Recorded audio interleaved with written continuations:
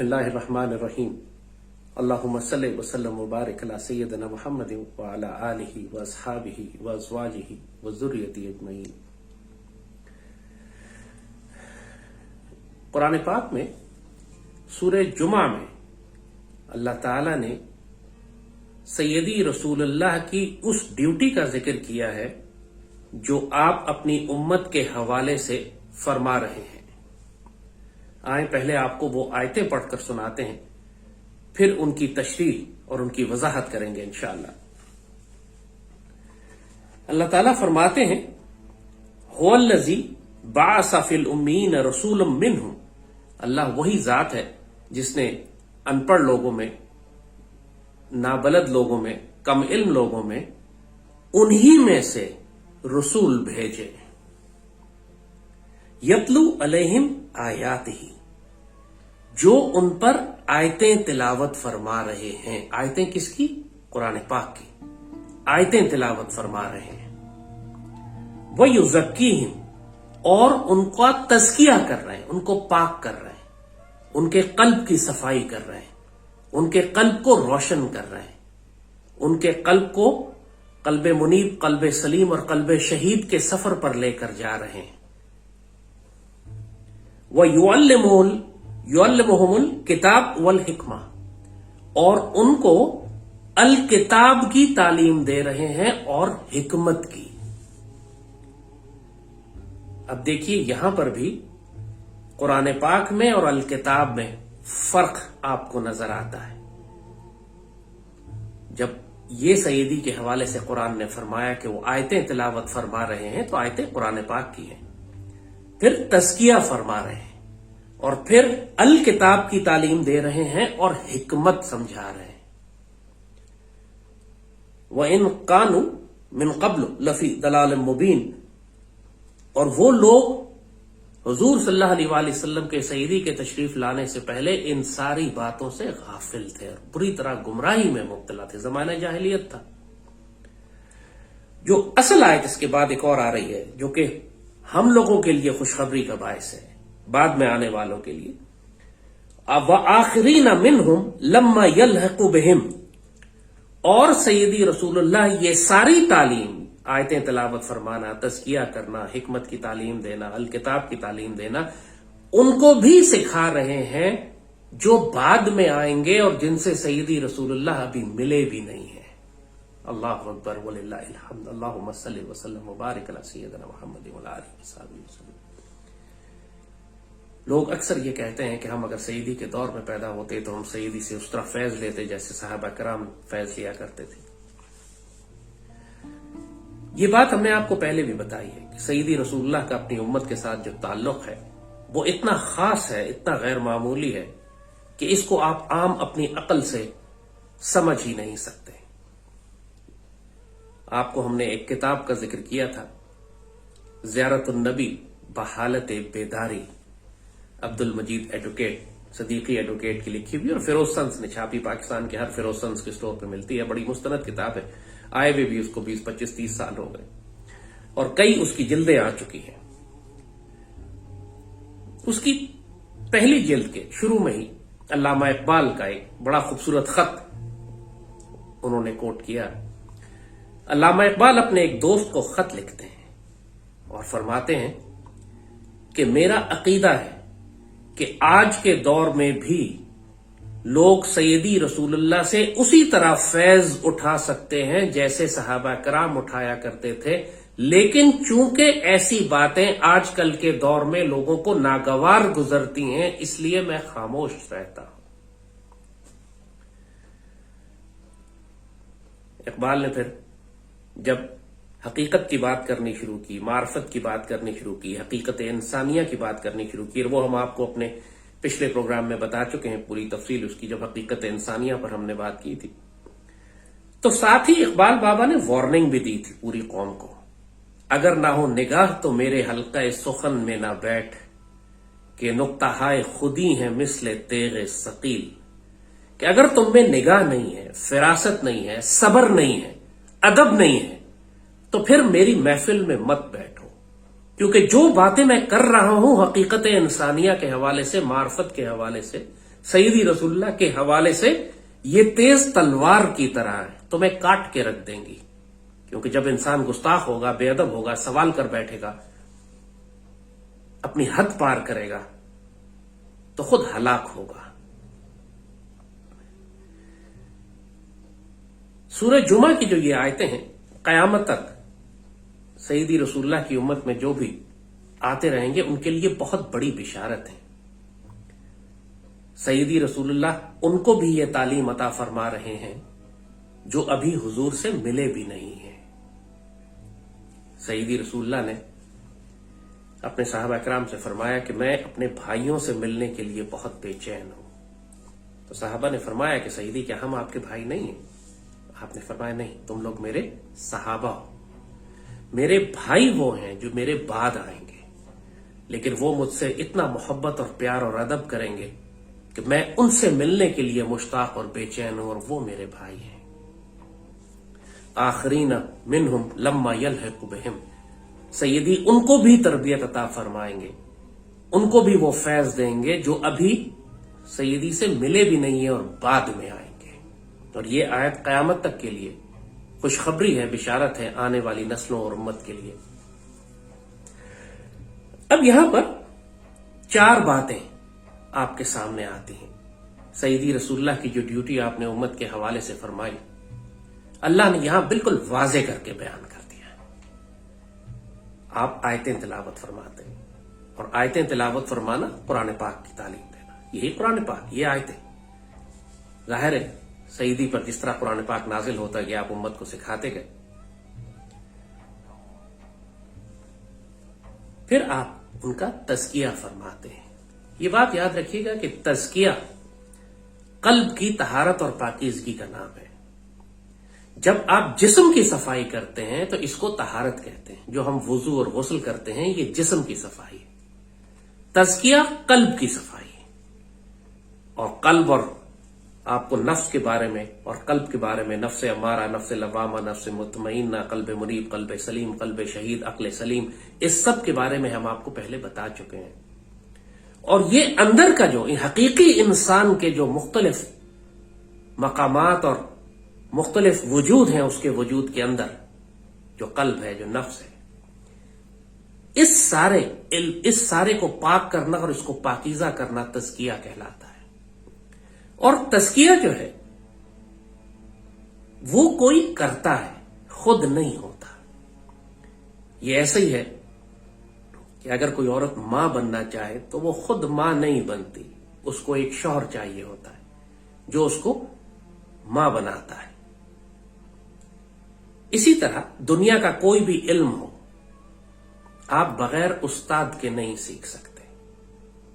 سیدی رسول اللہ نے آپ کا ایک اسم گرامی معلم بھی ہے، آپ معلم ہیں، آپ نے تعلیم عطا فرمائی اپنے اصحاب کرام کو۔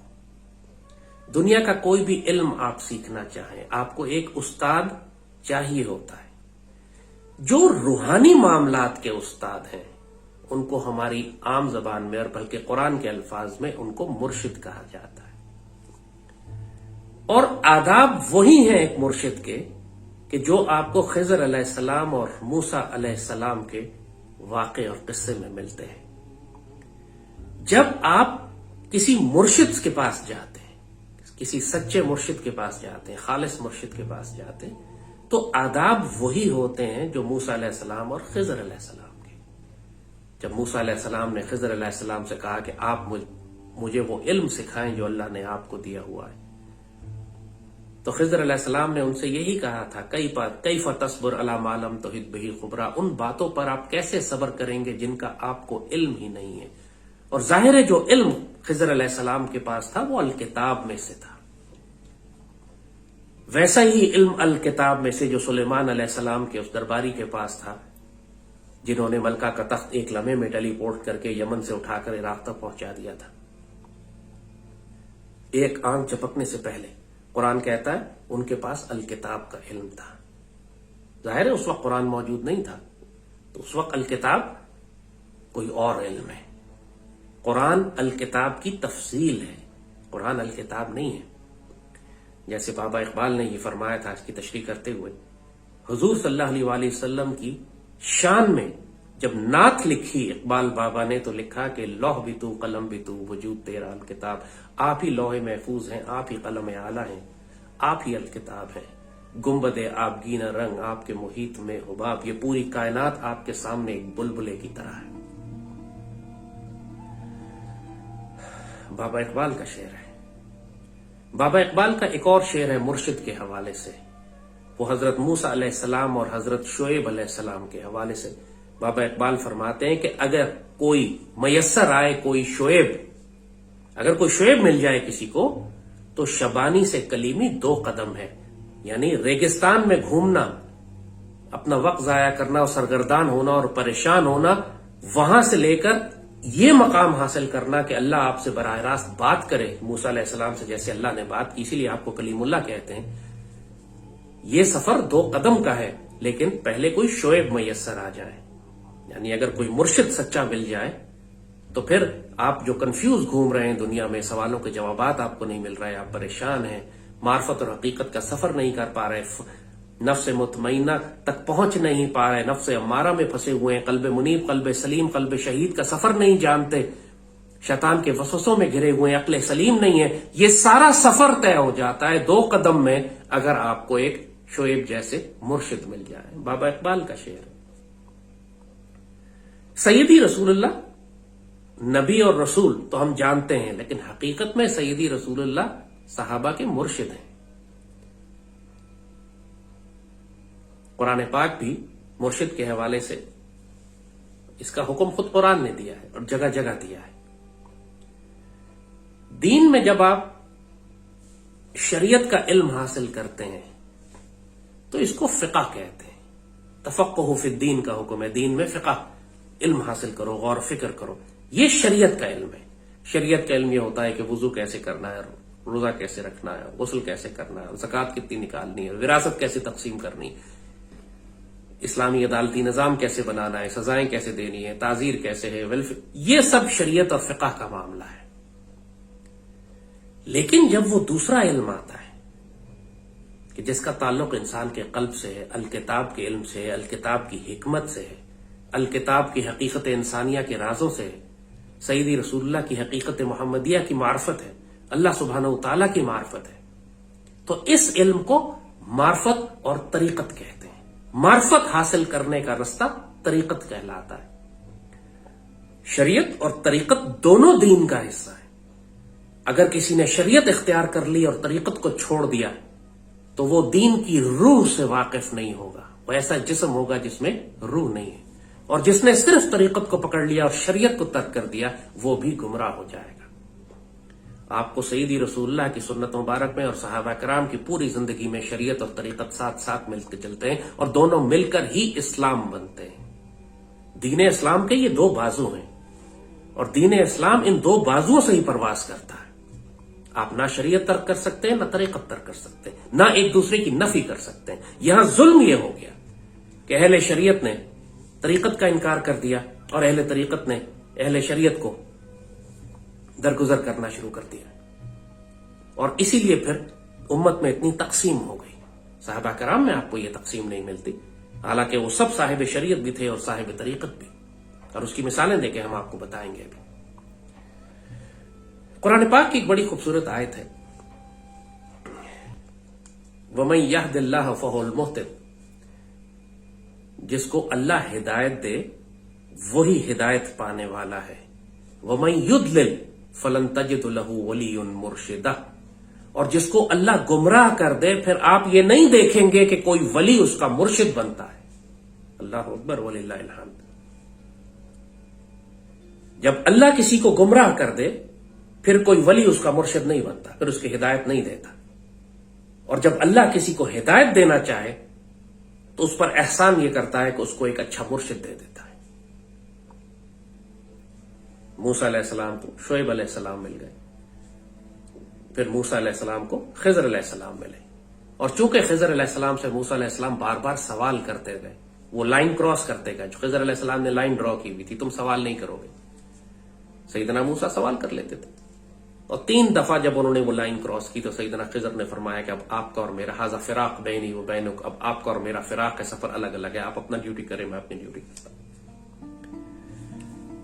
یہی مرشد کے آداب ہیں۔ سیدی رسول اللہ نے بھی صحابہ کرام کو فرمایا بہت زیادہ سوال نہ کیا کرو، آپ نے بہت زیادہ سوال کرنے کو پسند نہیں فرمایا۔ بنی اسرائیل کے لوگوں میں یہ عادت تھی، جب ان سے کہا گیا، اللہ نے قرآن میں لکھا یہ پورا واقعہ بھی، جب اللہ نے کہا گائے ذبح کرو تو 50 سوال کرنا شروع، کیسی گائے ہو، بڑی ہو، چھوٹی ہو، کیا رنگ ہو، ہمیں یہ بتا دیں۔ موسیٰ علیہ السلام سے سوال کر کر کے وہ بار بار اللہ سے پوچھتے تھے جا کے کہ میری قوم اب پوچھ رہی ہے کہ گائے کا رنگ کیا ہو، تو گائے چھوٹی ہو تو کیا عمر ہو، کہاں سے آئے، کس جگہ سے آئے۔ انہوں نے تنگ کر دیا موسیٰ علیہ السلام کو، اور اللہ تعالیٰ جلال میں آ گیا، اور اللہ نے فرمایا کہ یہ جس طرح کے یہ سوالات کر رہے ہیں، انہوں نے اپنے لیے ہی مصیبت کھڑی کر لی۔ جو اللہ نے پہلے حکم دیا تھا گائے ذبح کرو، لیتے کوئی گائے ذبح کرتے، مالک آپ کا حکم پورا ہو گیا، ختم۔ 50 سوال کس لیے کر رہے ہو؟ نتیجہ یہی ہوا کہ اپنے آپ کو انہوں نے اسی عادت کی وجہ سے اپنے آپ کو مغضوب علیہم میں شامل کر لیا، لعنتی قوم بن گئے۔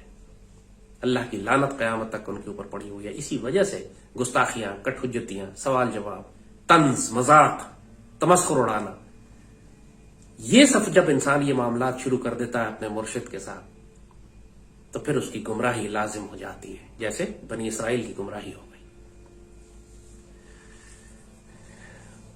آپ کو یہ بات پہلے بھی ہم نے بتائی تھی، قرآن پاک میں اللہ تعالیٰ لکھتے ہیں کہ موسیٰ علیہ السلام کو اللہ نے توریت عطا فرمائی اور الکتاب کا علم دیا، عیسیٰ علیہ السلام کو توریت اور انجیل عطا فرمائی اور الکتاب کا علم دیا اور الکتاب عطا فرمائی۔ اب ظاہر ہے اس وقت تو قرآن موجود نہیں ہے، توریت اور انجیل کتابیں ہیں جن کا اللہ کھل کے ذکر کر رہا ہے، توریت اور انجیل قرآن پاک کی طرح کتابیں ہیں۔ الکتاب ایک الگ سے ایک وجود کا نام ہے، الکتاب ایک بہت بڑے وجود کا نام ہے، جس کو اگر ہم وہی بات بابا اقبال کی، اگر نہ ہو نگاہ تو میرے حلقہ سخن میں نہ بیٹھ، اگر نگاہ نہیں ہے تو پھر ہماری محفلوں میں نہ آیا کریں۔ سیدی رسول اللہ کی ایک حدیث شریف ہے، سیدی رسول اللہ کو ہماری قوم عام طور پر جو ہمارا تصور بن گیا ہے کہ آپ کو ہم صرف یہ سمجھتے ہیں کہ 63 سال سیدی رسول اللہ نے جو دنیا میں زندگی گزاری، بس یہی آپ کی حیات مبارک ہے۔ یہی سے غلط فہمی شروع ہوتی ہے جو انسان کو کنفیوز کرتی ہے، نہ وہ قرآن سمجھ سکتا ہے، نہ وہ سنت سمجھ سکتا ہے، نہ سیرت مبارکہ، نہ دین کی حقیقت، نہ معرفت۔ آپ کو ہم نے بتائی تھی یہ بات کہ اللہ نے جب عہد الست لیا تھا تو ہم تمام انسانوں کی، آدم علیہ السلام سے لے کر قیامت تک آنے والے انسانوں کی جو حقیقت انسانیہ تھی، جو انفس تھے، انہوں نے اللہ کے آگے کھڑے ہو کر عہد لیا تھا۔ جب اللہ نے ان سے سوال کیا تھا الستو بربکم، کیا میں تمہارا رب نہیں ہوں، تو ہم سب نے کہا تھا بلا۔ اور یہ ظاہراً اربوں کروڑوں سالوں پہلے کی بات ہے، اس لیے کہ جب یہ عہد لیا جا رہا تھا اس وقت کائنات تخلیق نہیں ہوئی تھی، اس وقت یہ گیلیکسیز اور یہ سولر سسٹم اور یہ ملکی وے اور یہ پلانٹس اور یہ دنیا نہیں بنی تھی۔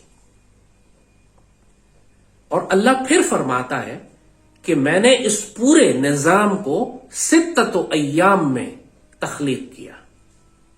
اب آپ اگر دیکھیں تمام قرآن پاک اٹھا کے پوری دنیا میں جو بھی ٹرانسلیشنز ہیں ان میں لکھا ہوتا ہے 6 ایام کی ٹرانسلیشن ہوتی ہے 6 دن، کہ اللہ کہتا ہے کہ میں نے 6 دن میں اس پوری کائنات کو تخلیق کیا۔ اب مجھے بتائیے جب کائنات ہی وجود نہیں رکھتی، جب سورج چاند ستارے اور گیلیکسیز اور یہ ملکی وے اور زمین آسمان ہی موجود نہیں ہے، تو 6 دنوں کا کیا حساب ہے؟ دن تو ہو ہی نہیں سکتے، دن تو اس وقت بنے جب سورج چاند ستارے اور یہ دنیا بنی۔ وہ 6 دن نہیں ہیں 6 ایام، وہ 6 سٹیجز ہیں، 6 درجے ہیں، 6 لیولز ہیں، 6 مقامات ہیں، 6 سٹیپس ہیں جن میں اللہ نے پوری کائنات کو تخلیق کیا۔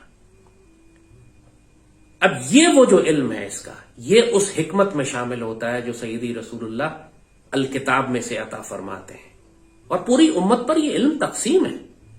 صحابہ کرام سے لے کر آج تک سیدی رسول اللہ کی امت کے تمام اولیاء اور فقراء کو یہ باتیں معلوم ہیں، کوئی نئی باتیں نہیں ہیں، صرف یہ کہ جیسے بات پہلے کہی تھی کہ فوج میں جو باتیں ایک سپاہی کو پتا ہوتی ہیں، ایک کیپٹن کو پتا ہوتی ہیں، ایک میجر کو پتا ہوتی ہیں، وہ بہت محدود ہوتی ہیں، لیکن ایک چیف آف آرمی سٹاف کو جو کچھ پتا ہوگا پوری فوج کے حوالے سے، وہ بڑا وسیع کینوس ہوتا ہے، اس کو پوری ملک کے بارے میں، پوری دنیا میں ہونے والے معاملات کے بارے میں اس کو خبر ہوتی ہے۔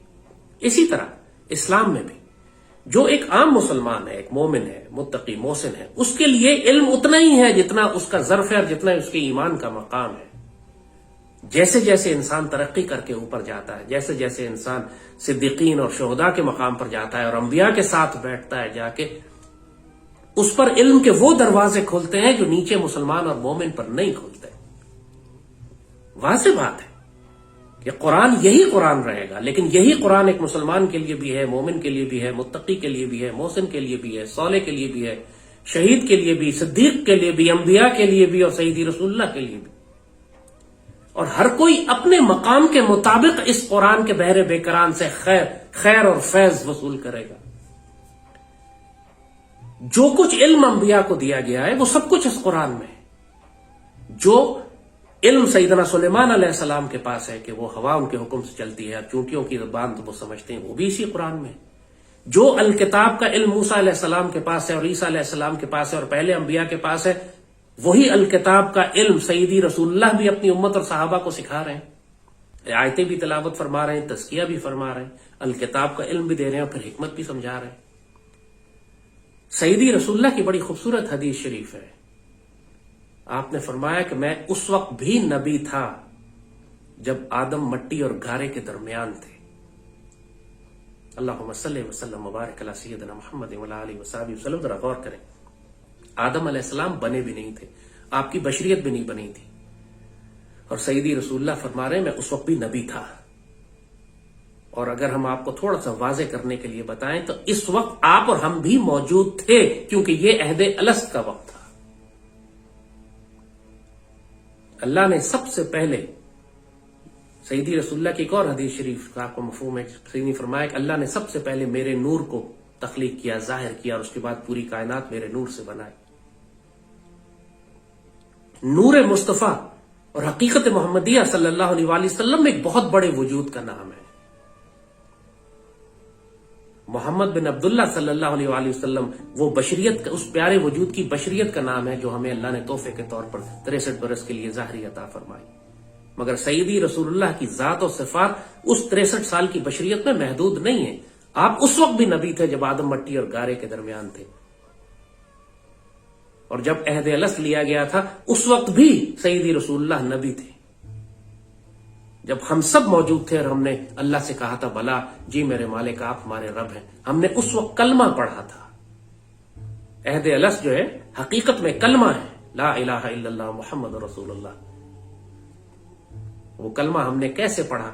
اگر سیدی رسول اللہ اس وقت محمد رسول اللہ نہیں تھے، اس وقت ہماری کسی کی بشریت موجود نہیں تھی، لیکن حقیقت انسانیہ موجود تھی، اور اس کے اوپر حقیقت محمدیہ صلی اللہ علیہ وسلم موجود تھی۔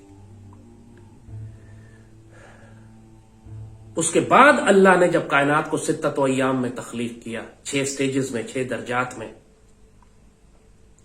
اس کے بعد اللہ تعالیٰ نے ملائکہ کو جمع کیا اور ان سے کہا کہ انی جاعل فی الارض خلیفہ، میں زمین میں خلیفہ بنانے جا رہا ہوں۔ اس وقت زمین بن چکی تھی، تو ملائکہ نے حیرانی سے، کیونکہ اللہ نے اس وقت اسکرپٹ بھی لکھ دی تھی دنیا میں، جب اللہ تعالیٰ نے نظام بنانے جا رہے تھے، دنیا میں پوری کائنات تخلیق کی، تو اللہ نے ایک ڈیسٹنی، تقدیر بھی لکھی، اور وہ تقدیر جب ملائکہ نے دیکھی تو ملائکہ نے یہی کہا کہ مالک آپ جس کو بنانے جا رہے ہیں وہ تو زمین میں بڑا فساد کرے گا۔ قرآن کی ساری آیتیں، قرآن میں یہ پوری گفتگو، پوری کنورسیشن جو ہے، جو اللہ تعالیٰ اور ملائکہ کے درمیان ہوئی آدم علیہ السلام کو بنانے کے حوالے سے، قرآن نے پوری لکھی ہوئی ہے۔ ملائکہ نے اللہ تعالیٰ سے درخواست کی کہ مالک آپ جس وجود کو بنانے جا رہے ہیں وہ زمین میں فساد کرے گا، خون بہائے گا۔ اب ظاہر ہے آدم علیہ السلام تو بنے بھی نہیں تھے، انہوں نے تو خون بہایا بھی نہیں تھا، تو کیسے فرشتوں کو معلوم؟ ظاہر ہے کہ اللہ نے تقدیر اور ڈیسٹنی جو لکھی تھی، ساتھ جب کائنات کو تخلیق کیا تو ساتھ ایک تقدیر بھی لکھی، ایک سکرپٹ بھی لکھی۔ اللہ نے کہا ان سے، پھر وہ سارا پوری کنورسیشن ہے کہ اللہ نے آدم علیہ السلام کو پوری کائنات میں قیامت تک آنے والی چیزیں جو انسان ایجاد کرے گا سب کے نام سکھائے، یہ سارا علوم، ساری نالج جو نیمز ہیں چیزوں کے، اسما سکھائے، اور فرشتوں سے کہا کہ مجھے ان چیزوں کے اسما بتاؤ۔ فرشتوں نے کہا جی ہمیں تو وہی پتا ہے جو آپ نے ہمیں بتایا۔ لا علم لنا الا ما علمتنا، مالک ہمیں تو وہی معلوم ہے جو آپ نے ہمیں بتایا، یہ علم تو ہمارے پاس نہیں۔ تو اللہ نے پھر اس پر حکم دیا ملائکہ کو کہ سجدہ کرو۔ اس وقت تک ملائکہ اور جنات بن چکے تھے۔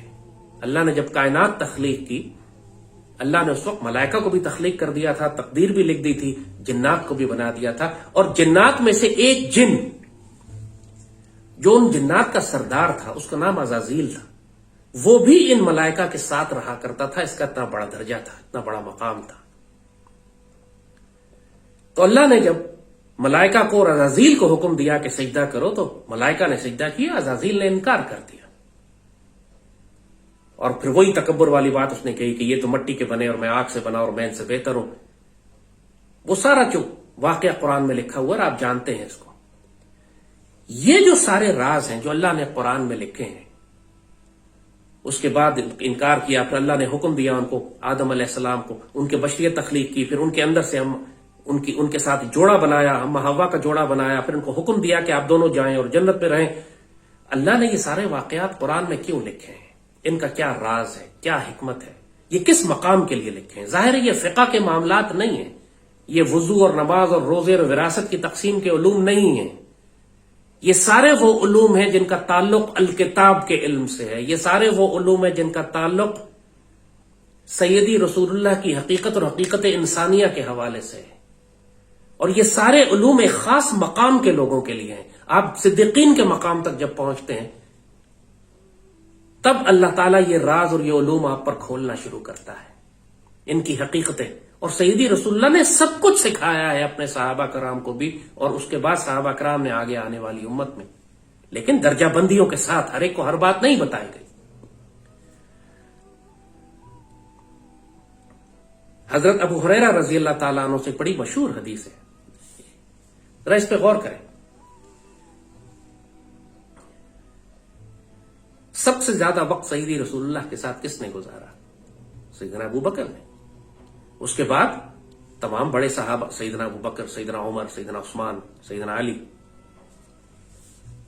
ان لوگوں نے، سیدنا ابو بکر نے سب سے زیادہ وقت سیدی رسول اللہ کے ساتھ گزارا۔ اور سیدنا ابو بکر نے کتنی احادیث روایت کی، جو ہمارا دین آج ہم تک پہنچا ہے صحابہ کرام کی احادیث کے ذریعے، روایتوں کے ذریعے، اس میں سیدنا ابو بکر کی کتنی روایتیں ہیں؟ بہت تھوڑی، 15-20 ہوں گی شاید۔ سیدنا عمر، آپ سے بھی بہت تھوڑی حدیثیں روایت ہیں۔ سیدنا عثمان، بہت تھوڑی حدیثیں روایت ہیں۔ سیدنا علی، تھوڑی سی حدیثیں۔ لیکن تمام دین جو ہم تک پہنچا ہے سیدنا ابو ہریرہ کے ذریعے پہنچا۔ حالانکہ سیدنا ابو ہریرہ نے اتنا وقت نہیں گزارا سیدی کے ساتھ جتنا باقی صحابہ نے گزارا۔ یہ وہ ڈیوٹی تھی جو تقسیم کر دی گئی صحابہ کرام کے اوپر۔ سیدنا ابو بکر کا کام سیدی کے دین کو مستحکم کرنا اور معرفت سینہ بسینہ آگے پہنچانا تھا۔ سیدنا عمر نے دین کو سیدنا عمر اور سیدنا عثمان نے دین کو مستحکم کر کے نافذ کرنا تھا، پریکٹیکل کر کے دکھانا تھا۔ سیدنا علی نے اس معرفت کو، اپنے دین اور شریعت کے ساتھ معرفت کو آگے لے کر جانا تھا سیدنا ابو بکر کی طرح۔ اسی لیے دنیا میں جتنے بھی طریقت کے سلاسل ہیں، نقشبندی سلسلہ سیدنا ابو بکر سے چلتا ہے، قادری، چشتی اور سہروردی سلسلہ سیدنا علی سے چلتا ہے۔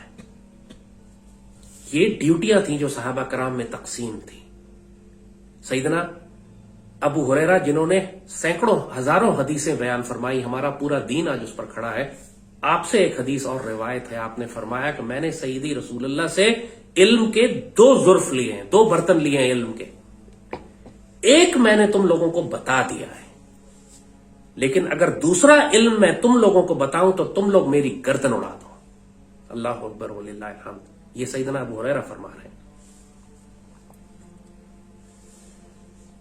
علم چھپایا کسی نے بھی نہیں، لیکن علم اس کو بتایا جو اس مقام پر تھا، اس کے قابل تھا، جو بابا اقبال نے کہا کہ اگر نہ ہو نگاہ تو میرے حلقہ سخن میں نہ بیٹھ، کہ نقطہ ہائے خودی ہے مثل تیغ ثقیل۔ یہاں پہ یہ کام، یہ بات بہت اچھی طرح سمجھ لیجیے، امت میں بہت بڑی کنفیوژن ہے یہاں پہ، اس کو ہم بالکل واضح کرنا چاہتے ہیں۔ جب صحابہ کرام نے شریعت کا علم آگے پہنچایا، جس کا تعلق شریعت آپ سمجھ رہے ہیں، جس کو کہا کہ وضو کیسے کرنا ہے، نماز کیسے پڑھنی ہے، روزہ کیسے رکھنا ہے، حج کیسے کرنا ہے، زکوٰۃ کیسے دینا ہے، وراثت کیسے تقسیم کرنی ہے، ظاہری قوانین شریعت کے کیسے، یہ شریعت ہے۔ اس کا علم جب صحابہ نے آگے پہنچایا تو بڑے بڑے علماء نے اس کو ترتیب دے دی، اس کی تدوین کی، اس کو کمپائل کیا اور اس کے سکولز بنا دیے۔ امام ابو حنیفہ نے، امام احمد بن حنبل نے، امام شافعی نے، امام مالک نے، اور اسی لیے دنیا میں آج آپ کو مسلمان انہی چاروں بڑے سکولز کو فالو کرتے ہوئے نظر آتے ہیں، احمد بن حنبل، مالک، شافعی اور ابو حنیفہ۔ اور یہ سب کے سب سکول، ان کی بنیادیں شریعت کے اوپر ہیں، ان کی بنیادیں سیدی رسول اللہ کی احادیث پر ہیں، ان کی بنیادیں صحابہ کرام سے حاصل کیے ہوئے علم کے اوپر ہیں۔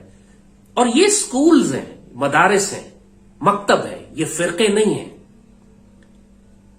یہ اچھی طرح سمجھ لیجئے گا، یہ سکولز ہیں، یہ نقطہ نظر ہے، یہ ایک رائے ہے ایک عالم دین کی جو تشریح کی انہوں نے قرآن و سنت کی، اور سب مسلمان دنیا میں اس کو قبول کرتے ہیں کہ ہاں یہ تشریح بھی ٹھیک ہے، امام ابو حنیفہ کی رائے، یہ امام احمد بن حنبل کی، امام مالک، امام شافعی، اور یہ اسی لیے فقہ کے سکول کہلاتے ہیں، مذہب کہلاتے ہیں۔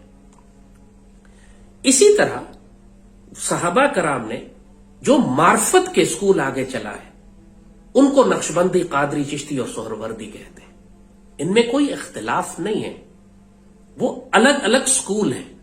آپ کو فرقے اور سکول کا فرق یہاں سے نظر آئے گا کہ فرقہ ایک دوسرے پر کفر کے فتوے لگاتا ہے، جھگڑتا ہے، لڑتا ہے، فساد ڈالتا ہے، اور اللہ تعالیٰ نے قرآن میں فرمایا کہ جس نے دین کو فرقہ فرقہ کر دیا، وَقَانُوا شِيَعًا کا لفظ استعمال ہوا ہے کہ جس نے اپنے آپ کو تقسیم کر دیا، اپنے آپ کو، قرآن کا لفظ ہے قَانُوا شِيَعًا، جس نے اپنے آپ کو گروہوں میں تقسیم کر دیا، اللہ اس کے رسول کا اس سے کوئی تعلق نہیں۔ تو فرقہ واریت اور فرقہ بندیاں تو دین میں حرام ہے۔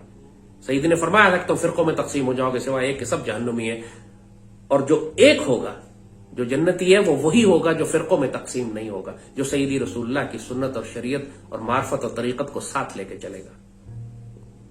آپ کو کبھی نظر نہیں آئے گا کہ طریقت کے سلاسل نے ایک دوسرے سے جھگڑا کیا ہو یا کفر کے فتوے دیے ہو۔ آپ کو کبھی نظر نہیں آئے گا کہ شریعت کے سلاسل نے، شریعت کے مذاہب نے، امام احمد بن حنبل، مالکی، شافعی نے کبھی ایک دوسرے پر کفر کا فتویٰ دیا ہو یا جنگ کی ہو، اس لیے کہ یہ فرقے نہیں ہیں، یہ مکتبہ فکر ہے، یہ سکولز ہیں۔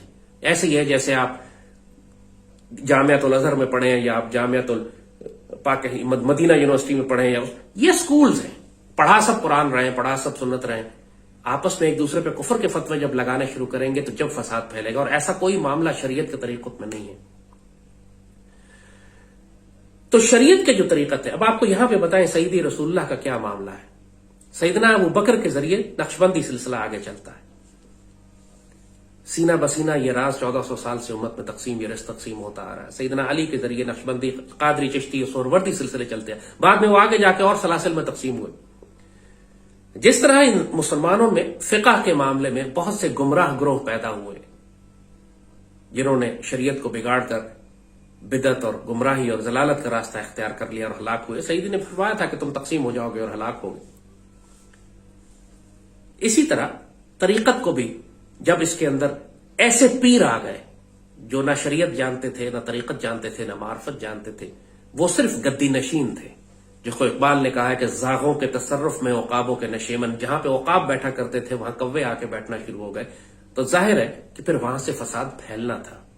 فساد پورے دین میں پھیل گیا، شریعت میں بھی پھیلا اور طریقت میں بھی پھیلا، مگر اس کا مطلب یہ نہیں ہے کہ شریعت کا علم غلط ہے اور نعوذ باللہ طریقت اور معرفت کا علم غلط ہے۔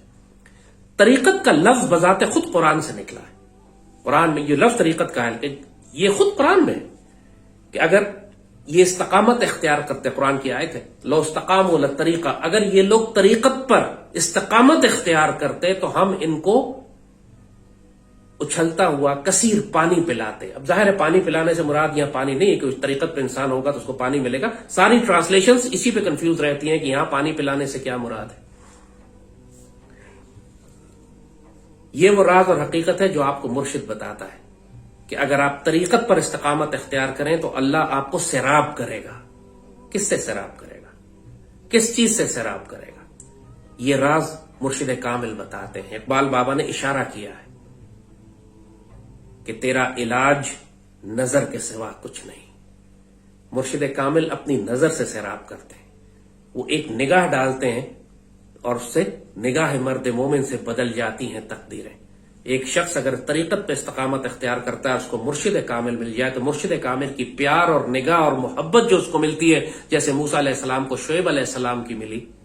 تو اقبال بابا کہتے ہیں کہ شبانی سے ریگستان میں گول گول گھومنے سے لے کر کلیم اللہ بننے تک 2 قدم کا سفر ہے. مرشد کامل تلاش کرنا پڑتا ہے، کیونکہ مرشد کامل ہی تزکیہ کرتے ہیں. وہی آپ کو روحانی طور پر آپ کے قلب کو پاک کرتے ہیں. اسی کو تزکیہ کہتے ہیں. وہی آپ کے نفس امارہ کی صفائی کر کے اس کو نفس لوامہ اور نفس مطمئنہ کی طرف لے کے جانے کا طریقہ بتاتے ہیں. انہی کی اپنے نور سے، ان کی اپنی باڈی انرجی سے، ان کے اپنے برکت اور خیر سے آپ کے وجود کے اندر خیر آنی شروع ہو جاتی ہے.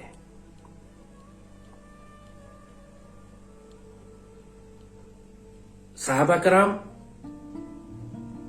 سیدنا عمر رضی اللہ تعالیٰ عنہ کو واقعہ آپ کو سناتے. تمام صحابہ کرام پر، صرف کہ نہیں، لوگ سمجھتے ہیں کہ صرف وہ فقہ پہ اور شریعت پہ عمل کرنے والے لوگ تھے. ایسی بات نہیں. تمام کے تمام اولیاء اللہ تھے. تمام کے تمام الکتاب کا علم رکھنے والے تھے. ظاہر ان میں درجہ بندیاں تھیں. بڑے صحابہ بڑے تھے، بعد میں آنے والے دوسرے تھے. سیدنا عمر رضی اللہ تعالیٰ عنہ مسجد نبوی میں جماعت کرا رہے تھے، خطبہ دے رہے تھے. اور اس وقت مسلمانوں کی فوجیں عراق میں پرشین امپائر کے خلاف، فارسی امپائر کے خلاف جنگ کر رہی تھی. اور جو کمانڈر تھے مسلمان آرمی کے، ان کا نام ساریہ تھا. ان ساریہ نے فوجیں کچھ اس طرح لگائی کہ سامنے میدان تھا اور پیچھے پہاڑ تھا، اور پہاڑ کے پیچھے ان کو کچھ نظر نہیں آ رہا تھا. تو جب جنگ شروع ہونے والی تھی تو دشمنوں نے کیا کیا کہ کچھ فوجوں کے دستے پیچھے پہاڑ کی طرف بھیج دیے جو مسلمانوں پر پیچھے سے حملہ کرنے کے لیے آ رہے تھے. یہ وہ وقت تھا جب سیدنا عمر مسجد نبوی میں جمعے کا خطبہ دینے کے لیے کھڑے ہوئے تھے، اور آپ خطبہ دے رہے تھے. اور خطبہ دیتے دیتے آپ نے رکے، آپ نے ایران کی طرف منہ کیا اور پکار کر فرمایا، یا ساریہ تو الجبل، یا ساریہ پہاڑ دیکھو. وہاں حضرت ساریہ کے کان میں آواز پڑی حضرت عمر کی، یا ساریہ تو الجبل. حضرت ساریہ نے فوراً بندے بھیجے، پہاڑ پہ دیکھا پیچھے فوج آ رہی تھی، انہوں نے فوراً دفاعی تدبیر استعمال کی. اللہ نے کرم کیا، مسلمان شکست سے بچ گئے. سیدنا عمر کو کس نے بتایا؟ یہ کون سا راز تھا؟ یہ اللہ کے بندے کبھی بھی اپنے اس روحانی علم کو اور طاقت کو ظاہر نہیں کرتے تھے، لیکن بے اختیار اس وقت چونکہ ایمرجنسی تھی، لہذا سیدنا عمر سے یہ بات نکل گئی. اور لوگوں کو پتا چلا، دنیا حیران ہوئی اس وقت مدینے میں کہ یہ کیا ہوا. سیدنا عمر کو خطبہ دیتے دیتے ایک دم پہاڑ ایک دم منہ کر کے ایران کی طرف کہتے ہیں، یا ساریۃ الجبل. اللہ انہیں کیا دکھا رہا تھا؟ وہ کون سا علم تھا ان کے پاس کہ وہ اتنے پار؟ جب ظاہر ہے جب سلیمان علیہ السلام کے درباری کے پاس ایک علم ہے کہ ملکہ کا تخت اٹھا کے لا سکتے ہیں پلک جھپکتے میں، کیا سیدی رسول اللہ کے غلام اور صحاب کے پاس یہ علم نہیں ہوگا؟ چھپا کے رکھتے تھے، ظاہر نہیں کرتے تھے. حضرت سعد بن ابی وقاص مسلمان کمانڈر ان چیف تھے ان فوجوں کے جو ایران پر حملہ کرنے کے لیے گئی تھیں حضرت عمر کے دور میں. میں آپ کو یہ مثالیں اس لیے دے رہا ہوں کہ آپ کو پتا چلے کہ یہ بات ایک صحابی پہ محدود نہیں تھی، تمام صحابہ کا یہی عالم تھا. لیکن اپنی اس طاقتوں کو، اپنی روحانی طاقتوں کو چھپا کے رکھتے تھے. حضرت سعد بن ابی وقاص ایرانی فوجوں کا پیچھا کرتے ہوئے، ایرانی کو شکست ہو رہی تھی، وہ بھاگ رہے تھے، تو ایک بہت بڑا دریا تھا وہاں پہ جس میں طوفان آیا ہوا تھا، تیز چل رہا تھا. اور اس دریا کے پرلے کنارے پر ایرانی فوجیں جا کر کھڑی ہو گئیں کہ اب ہم مسلمانوں سے بچ گئے. مسلمان فوجیں اس طرف تھیں. حضرت سعد بن ابی وقاص نے دیکھا کہ نہ کوئی کشتی ہے، نہ کوئی دریا پار کرنے کا کوئی انتظام. پوری مسلمان فوج اپنے گھوڑوں سمیت اس طرف آ کے کھڑی ہو گئی، صف بندیاں ہو گئی. تو سیدنا سعد بن ابی وقاص نے دریا کو حکم دیا، دریا کے لیے خط لکھا کہ سیدی رسول اللہ کی فوج آ رہی ہے، خبردار ہمارا کوئی نقصان نہیں ہونا چاہیے. اور وہ خط آپ نے دریا میں ڈال دیا. اور اس کے بعد مسلمان فوج سے کہا گھوڑے اپنے دریا میں اتار دو. ہزاروں کی مسلمان فوج اپنے گھوڑے لے کر دریا میں اتر گئی اپنے کمانڈر ان چیف کے حکم پر، دیکھتے ہوئے کہ آگے یقینی موت ہے. ظاہراً اگر انسان عقل سے دیکھے. اور تاریخ بتاتی ہے کہ جب ایرانیوں نے یہ دیکھا کہ پوری مسلمان فوج دریا میں اتر کر آ گئی ہے اور کوئی ڈوب نہیں رہا بلکہ تیرتے ہوئے سارے دوسرے کنارے کی جانب آ رہے ہیں، تو تاریخ میں یہ الفاظ لکھے ہوئے ہیں کہ وہ فوج دہشت سے بھاگ گئی کہ دیواں مدن دیو آ گئے اور دیو آ گئے.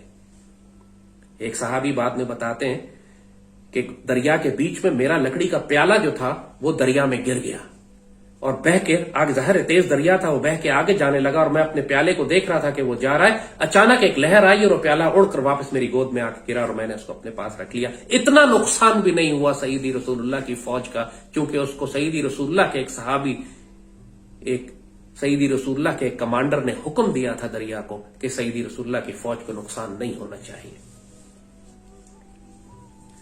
اللہم صلی وسلم وبارک علی سیدنا محمد وعلی آلہ وصحبہ وسلم. مصر میں جب حضرت عمر بن عاص نے مصر فتح کیا تو وہاں پر دریا خشک تھا، دریا نیل ذرا خشک ہو گیا. تو وہاں انہوں نے خط لکھا حضرت عمر کو، فرمایا کہ یہاں کے لوگوں کا طریقہ یہ ہے کہ جب دریا خشک ہو جاتا ہے تو اس میں ایک انسان کی، عورت کی قربانی کرتے ہیں اور اس کے بعد وہ کہتے ہیں کہ دریا چلنا شروع ہو جاتا ہے. ظاہر شیطان نے ان کے لیے کوئی چیز بنائی ہوگی، قربانی کرو تو شیطان پھر دریا کو چلا دیتا ہوگا. تو جب یہ بات سیدنا عمر کو پہنچی تو آپ نے فرمایا نہیں، اب آئندہ کسی انسان کی قربانی نہیں کرنی، میں دریا کو خط لکھ دیتا ہوں. سیدنا عمر نے خط لکھا دریا کو کہ اے نیل، اگر تو اللہ کے حکم سے چلتا تھا تو چل پڑ، اگر تو اپنی مرضی کرتا تو جو مرضی کرنا ہے کر. یہ خط سیدنا عمر خلیفۃ المسلمین، خلیفۃ الرسول، اتنی بڑی اسلامی ریاست کے سربراہ، کسی نے یہ نہیں کہا کہ عمر آپ کیا کر رہے ہیں، یہ کیسے ہو سکتا ہے، دریا خط لکھ کے کیسے چل پڑے گا. کسی نے اعتراض نہیں کیا. سب کو معلوم تھا کہ سیدنا عمر کا کوئی خاص راز ان کے پاس ہے، کوئی خاص الکتاب کا علم ہے آپ کے پاس. وہ خط حضرت عمر بن عاص کے پاس مصر پہنچایا گیا. آپ نے وہ خط دریا میں ڈال دیا اور چند لمحوں میں دریا میں ایسا طوفان آیا کہ اس کے بعد وہ دریا کبھی رکا ہی نہیں. سیدنا عمر کا خط رضی اللہ تعالیٰ عنہ. حضرت خالد بن ولید، حضرت جب جنگیں کرتے ہوئے وہ رومن اور پرشین امپائر کو تباہ کرتے ہوئے جا رہے تھے تو ایک جنگ میں ایک عیسائی رومن سیدنا خالد بن ولید کے پاس آیا اور کہنے لگا کہ آپ ہم سے کیوں جنگ کرتے ہیں، ہماری تلواروں میں تو ایسا زہر لگا ہوا ہے کہ اگر آپ کے جسم کو چھو بھی جائے گا تو آپ ہلاک ہو جائیں گے. تو سیدنا خالد نے کہا کہ وہ زہر ہے تمہارے پاس؟ تو اس عیسائی راہب نے بوتل نکالی جس کے اندر وہ زہر تھا. کہنے لگا ہماری تلواروں میں یہ زہر لگا ہوا ہے، تو آپ ہم سے جنگ نہ کریں ورنہ آپ میں سے کوئی نہیں بچے گا.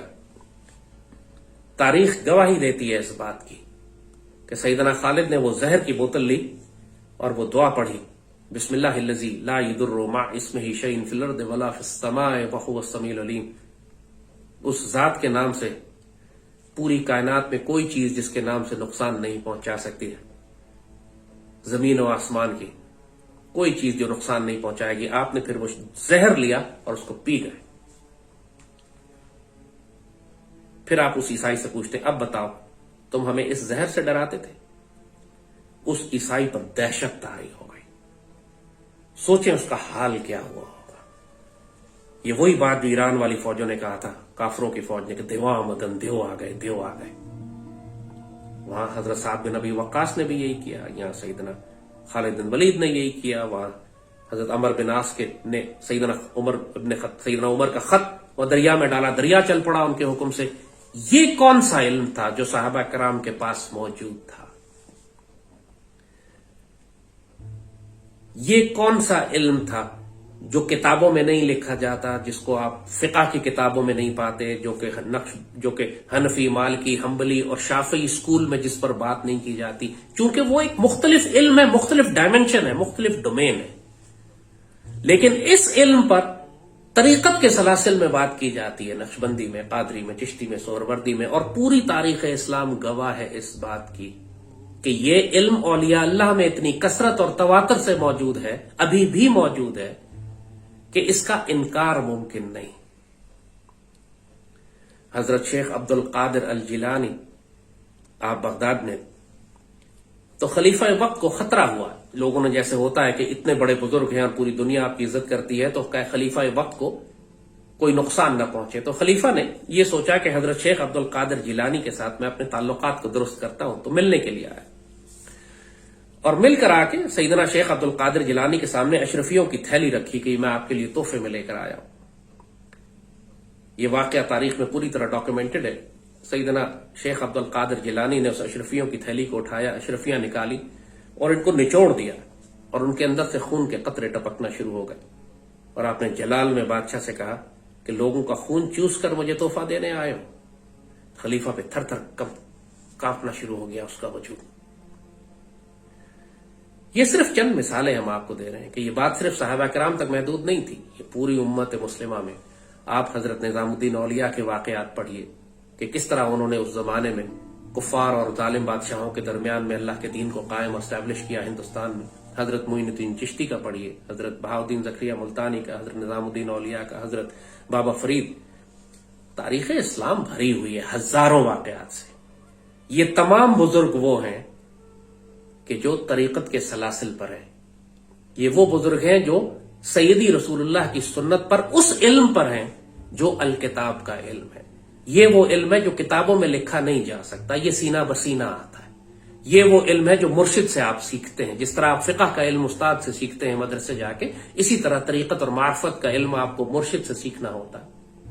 اور مرشد کی کچھ پہچان اور نشانیاں ہم نے آپ کو بتائی. آج کل نعوذ باللہ ہمارے ہاں جو زوال ہے, جس طرح آپ کو علماء سو کی اکثریت زیادہ ملتی ہے, اس طرح آپ کو جعلی پیروں کی اکثریت زیادہ ملتی ہے. یہ وراثت نہیں ہے کہ چونکہ آپ کا دادا جو تھا وہ ایک اللہ کا ولی تھا, لہٰذا بیٹا اور پوتا بھی اللہ کے ولی ہوں گے اور ہم ان کی گدی پر بیٹھ کے لاکھوں مریدوں کو پالیں گے. سیدی رسول اللہ نے تو کبھی صحابہ کرام کو اپنا مرید نہیں کہا. آپ نے ان کو اپنے اصحاب کہا ہے, صحابہ کہا ہے. کوئی شخص کسی فرد کا مرید کیسے ہو سکتا ہے؟ مرید تو ارادہ کرنے والے کو کہتے ہیں. صحابہ کرام نے جب اپنے آپ کو سیدی کا مرید نہیں کہا تو بعد میں آنے والے لوگوں کو اپنا مرید کیسے بنا سکتے ہیں؟ مرشد کا تو کام یہ ہوتا ہے کہ لوگوں کو سیدی رسول اللہ کی جانب لے کر جائے. وہ خلیفۃ الرسول ہوتا ہے. اس کا کام, جس طرح علماء کہتے ہیں کہ ہم نائب یا وارث رسول ہیں, اسی طرح خلیفۃ الرسول فقراء اور اولیاء ہوتے ہیں جن کی جو سیدی رسول اللہ کی جانب سے بیعت لیتے ہیں, سیدی کی, اپنی بیعت نہیں لیتے. جو اپنی بیعت لے رہا ہے, لوگوں کو اپنی جانب لا رہا ہے, لوگوں سے اپنے نذرانے پکڑ رہا ہے, اس کے ساتھ پرابلم ہے. سیدی اس معاملے میں اتنے خوددار ہیں. سیدی کی سنت ہمیں یہ بتاتی ہے. اب سوچیں, آپ کو ہم کچھ واقعات بتاتے ہیں کہ سیدی اس معاملے میں کتنے محتاط ہیں. حضرت سلمان فارسی, جب آپ کو ان کا پورا واقعہ معلوم ہے, وہ لمبا سفر ہے کہ پہلے آپ ایران آتش پرست تھے, پھر وہاں سے آپ شام چلے گئے, وہاں عیسائی بن گئے اور بہت عرصہ اسلام دین تلاش کرتے رہے. پھر ایک عیسائی نے سیدنا سلمان فارسی سے کہا کہ تم مدینے کی جانب چلے جاؤ, سعودی حجاز چلے جاؤ, عرب کی سرزمین میں چلے جاؤ, وہاں ایک نبی آنے والے. تو انہوں نے پوچھا کہ میں ان کو پہچانوں گا کیسے؟ تو اس عیسائی نے کہا کہ ان کی نشانی یہ ہوگی کہ وہ صدقہ قبول نہیں کریں گے, تحفہ قبول کر لیں گے, اور ان کی پشت کے اوپر مہر نبوت ہوگی. تو حضرت سلمان فارسی, پھر وہ لمبا سفر ہے, ابھی واقعی وہ جگہ نہیں ہے اس کو بتانے کی, لیکن جب سلمان فارسی تلاش کرتے کرتے سیدی رسول اللہ کے پاس پہنچے تو انہوں نے امتحان لینے کے لیے پہلے سیدی کے پاس گئے اور یہی کہا کہ سیدی میں آپ کے لیے تحفہ لایا ہوں لیکن یہ صدقہ ہے. تو سیدی رسول اللہ نے اس کو قبول کرنے سے انکار کر دیا, کہیں گے نہیں, یہ آپ کسی اور کو دے دیں. تو پہلی نشانی پوری ہو گئی.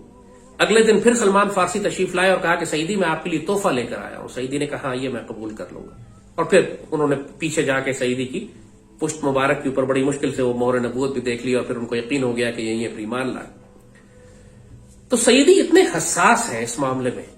حضرت ابو بکر جو رازدار دوست ہیں سیدی رسول اللہ کے, مطلب ساری زندگی اکٹھے گزاری ہے, نبوت کے بعد سب سے زیادہ خلیفہ اول بھی اور صادق دوست بھی, صادق اور ابو بکر صدیق. جب ہجرت کا موقع آیا تو سیدی رسول اللہ نے سیدنا ابو بکر سے فرمایا کہ سواریاں تیار رکھنا, ہجرت کا وقت ہے, ظاہر ہے ہم نے جانا, 2 اونٹنیاں تیار رکھنا. تو سیدنا ابو بکر نے فرمایا سیدی میرے پاس 2 اونٹنیاں ہیں, میں ان کو تیار رکھتا ہوں اور وہ میری طرف سے آپ تحفہ قبول کر لیں. تو سیدی نے فرمایا نہیں, میں تحفہ نہیں لوں گا, میں خریدوں گا, میں تم پر بوجھ نہیں ڈالنا چاہتا. یہ ہے اصل مرشد جو اپنے محبوب, اپنے ساتھ وابستگان کی, جس نے آپ سے بیعت کی ہوئی ہے, اس کو ایکسپلائٹ نہیں کرتا, اس کا ناجائز فائدہ نہیں اٹھاتا. سیدی نے جب دین کے لیے لینا ہو تو سب نے اپنے گھر کا سامان لا, جو دینا وہ دین کو جا رہا ہے, وہ اللہ کی راہ میں تم جتنا قربان کرو, جتنا صدقہ کرو, جتنی آسانی کرو, انفاق فی سبیل اللہ کر, اللہ کی راہ میں خرچ کرو, وہ تم جانو, تمہارا رب جانے, وہ جتنا مرضی کرو. لیکن جب سیدی کی اپنی ذات مبارک کی باتیں ہے تو اس میں سیدی بڑی غیرت والے ہیں. ایون سیدنا ابو بکر سے آپ نے اونٹ کا تحفہ قبول نہیں کیا, فرمایا میں خریدوں گا اس کو, کیوں جانتے تھے کہ سیدنا ابو بکر کے لیے پڑھا؟ اپنے پیاروں پر بوجھ نہیں ڈالتا مرشد اس طرح کہ سارا بوجھ ہی اس کے اوپر ڈال دے، جیسے ہمارے یہاں پیروں کا حال ہے۔ وہ اقبال نے شکایت کی تھی اس کے اوپر، اقبال کا جو مشہور شعر ہے کہ پیر کا گھر جو ہے وہ بجلی کے چراغوں سے روشن ہے، ہمارے گھر میں مٹی کا دیا بھی نہیں جلتا۔ کیسے ممکن ہے کوئی شخص اپنے آپ کو آج اللہ کے رسول کا وارث اور مرشد کہے، اور ارب پتی اور کھرب پتی اور پوری دنیا میں اس کی جائیدادیں ہوں اور پورے ملک میں لوگ بھوکے اور پیاسے مر رہے ہوں؟ ایسا مرشد کیسے ہو سکتا ہے؟ ایسا عالم کیسے ہو سکتا ہے؟ اسی طرح جب سیدی رسول اللہ کی اونٹنی مدینے میں جا کے رکی تھی، جہاں پہ آج مسجد نبوی بنی ہوئی ہے، تو وہ زمین 2 یتیم بچوں کی تھی۔ تو مدینے والوں نے کہا کہ سیدی ہم آپ کو یہ تحفے میں دے دیتے ہیں زمین، ہم لے لیں گے، ہم بندوبست کر کے۔ سیدی نے فرمایا نہیں، میں قیمت دے کے ان بچوں سے خریدوں گا، پھر میں مسجد نبوی کو بناؤں گا۔ وہاں بھی سیدی نے ان کے پیار کو ایکسپلائٹ نہیں کیا، نعوذ باللہ، کہ یہ محبت میں پیار میں سب لوگ اپنا سب کچھ دے رہے ہیں، جو ملتا ہے لے لو۔ استغفر اللہ، یہ ایٹیٹیوڈ نہیں ہے سیدی کا، جو آج ہم دیکھتے ہیں ان لوگوں کا، جو اقبال نے جن پیروں پر اعتراض کیا کہ جن کے گھر بجلی کے چراغوں سے روشن ہے اور مرید کا گھر جو ہے وہ اس میں مٹی کا دیا بھی نہیں ہے۔ جس طرح کہا کہ علماء سو کی اکثریت ہے، تو اسی طرح جعلی پیروں کی بھی اکثریت زیادہ ہے، لیکن اس سارے فساد میں اللہ نے اپنے فقراء اور اولیاء بندوں کو خالی نہیں کیا۔ تلاش کرنا پڑے گا آپ کو، اور حقیقت یہ ہے کہ وہ آپ کو تلاش کریں گے، کیونکہ وہ جو اللہ نے بات قرآن میں لکھی ہے کہ جس کو اللہ ہدایت دے وہی ہدایت پانے والا ہے، اور جس کو اللہ گمراہ کرے پھر تم نہیں دیکھو گے کہ کوئی اللہ کا ولی اس کا مرشد بنتا ہے۔ یعنی جس کو اللہ ہدایت دینا چاہے، اللہ کا ولی اس کا مرشد بن جاتا ہے، بلکہ مرشد تلاش کرتے ہیں ایسے سالک کو، ایسے وجود کو کہ جو رب کا طالب ہو، جو اللہ اس کے رسول کا طالب ہو، معرفت کے سفر پہ چلنا چاہے۔ ایسے بندے کو تو مرشد خود تلاش کرتے پھر رہے ہوتے ہیں، کوئی ملے۔ ہم ایک بہت بڑے مرشد کامل کو جانتے تھے، میری اپنی بیعت وہیں پہ تھی، میرے اپنے بزرگ تھے ماشاءاللہ، میرے والد کی بھی نسبت تعلق وہاں تھا، سارا معرفت کا سفر ہمیں انہوں نے کروایا۔ مگر جب ان کا انتقال ہونے لگا تو وہ ان کے ہزاروں لاکھوں مرید تھے، اپنے پیچھے کسی کو خلیفہ بنا کے نہیں گئے، صاف کہتے تھے کہ مجھے کوئی رب کا طالب ہی نہیں ملا، مجھے کوئی ایسا رب کا طالب ہی نہیں ملا کہ جس کو میں اپنی جگہ پر لوگوں کے تزکیے اور تربیت کے لیے بٹھا کر جاؤں۔ اسی لیے اللہ نے قرآن پاک میں لکھا ہے نا یہ کہ سلۃ من الاولین وقلیل من الاخرین، پہلے والوں میں یہ زیادہ ہوں گے اور جیسے جیسے زمانہ گزرتا جائے گا یہ تھوڑے ہوتے جائیں گے۔ یہ لوگ جو اصل مرشد کامل ہیں وہ اپنی جگہ پر کسی مرشد کامل کو ہی بٹھا کے جاتے ہیں، یہ گدی نشینی نہیں ہے یہاں پر، جو کہ جس طرح سیاسی جماعتوں میں ایک باپ کے بعد بیٹا اور بیٹی کے بعد بیٹا اور اس کا بیٹا، اور نسل در نسل غلامی چل رہی ہے سیاسی جماعتوں میں، اسی طرح نعوذ باللہ معاملہ جو ہے وہ پیری مریدی میں بھی آ گیا ہے، اس کا کوئی تعلق دین سے نہیں ہے۔ اس طرح علماء سو کی اکثریت ہے، اسی طرح یہاں بھی یہی فساد پھیل گیا۔ لیکن اللہ کے وہ بندے جن کی نگاہ سے تقدیریں بدلتی ہیں، خدا جن سے خود پوچھتا ہے بتا تیری رضا کیا ہے، جن کی محفلیں تیغ اصیل ہیں، جو معرفت اور خودی اور حقیقت کے بیانات رکھتی ہیں اور علم رکھتی ہیں، وہ علم آج دنیا سے ختم نہیں ہوا، اولیاء اللہ آج بھی اسی علم کو چلا رہے ہیں۔ ظاہر دین اسی لیے قائم ہے کہ معرفت اور شریعت دونوں قائم ہیں۔ تو آج یہ رزق آپ کو اللہ تعالیٰ نے عطا فرمانا تھا، اللہ کی جانب سے جو رزق آپ کے لیے آ رہا ہے، اس بات کو اچھی طرح سمجھ لیں کہ دین، شریعت اور طریقت دونوں سے مل کر بنتا ہے۔ اگر آپ کسی ایک پہلو کو چھوڑ دیں گے تو پھر آپ کے دین کی وہ سفر اور وہ معراج میں کمی رہ جائے گی۔ سیدی رسول اللہ سے رابطہ اور نسبت اور تعلق آج بھی اسی طرح قائم ہو سکتا ہے جیسے صحابہ کرام کا تھا۔ صرف آپ کو ایک مرشد کامل چاہیے جو آپ کو سیدی تک پہنچنے کا طریقہ بتا دے۔ مرشد کو تلاش کریں، طلب تو کریں، اللہ خود اس کو آپ کے پاس بھیجے گا، اللہ خود آپ کی رہنمائی فرمائے گا۔ اللہ کے بندے یہ دنیا میں ختم نہیں ہوئے، سیدی رسول اللہ کی ڈیوٹی کر رہے ہیں، اور جیسے بابا اقبال نے کہا اگر ایک مرشد مل جائے تو شبانی سے کلیمی 2 قدم پر ہے۔ اللہم صلی وسلم وبارک علی سیدنا محمد وعلی آلہ وصحبہ وسلم۔